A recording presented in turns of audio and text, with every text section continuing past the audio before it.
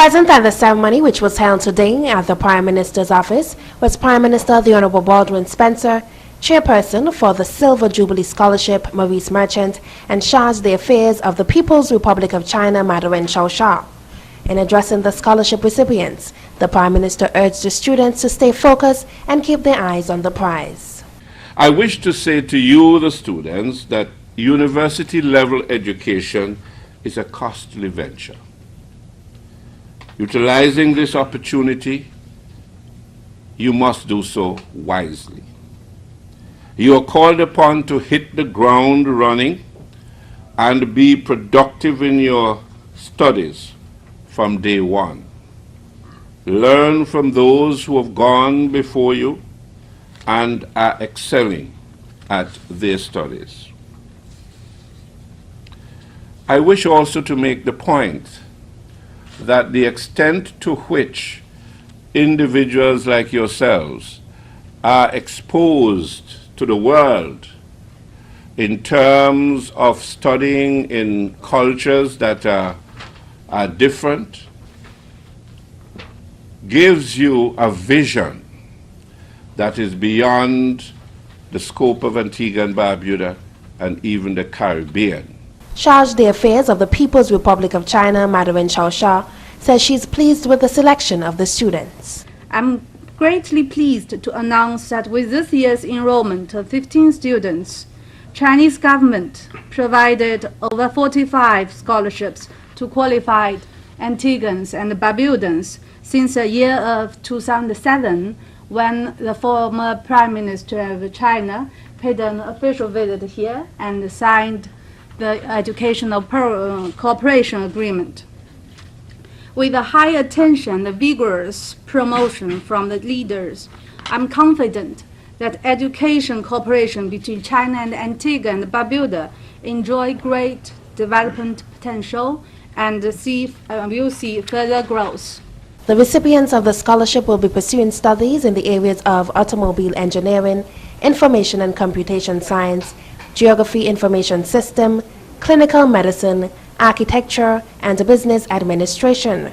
Other fields include pharmaceutical studies, civil engineering marketing, educational psychology, environmental science, hospitality management, and mechanical design, manufacture, and automation. This year's batch of students will bring the total number of Antiguan and Barbudan students studying in China to 45. Azara Lavier for ABS News. Acting Chairman of the Electoral Commission, Bruce Goodwin, says there's a lot of work to be done, so it will not be business as usual for the electoral officers. Goodwin says he will work along with other officers in ensuring that the damage that has been done is dealt with in a professional and swift manner. We have a lot of changes to effect. Let me say that from the very beginning.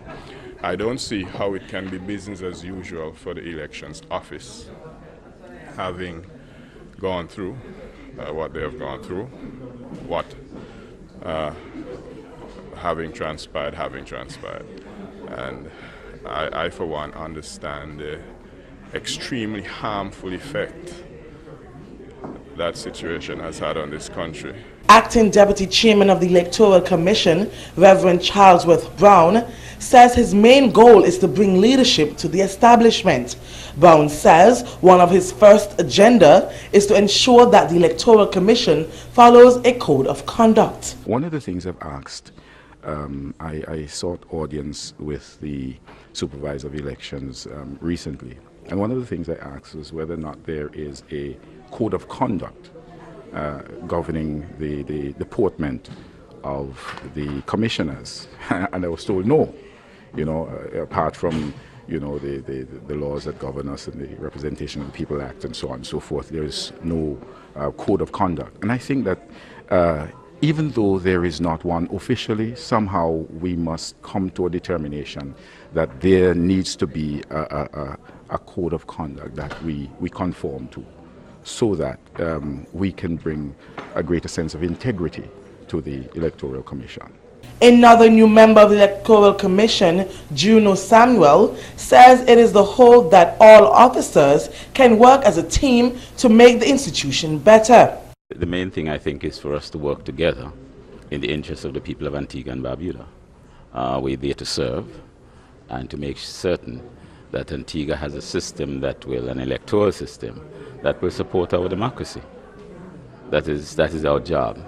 And as far as I'm concerned, I intend to carry that out very seriously.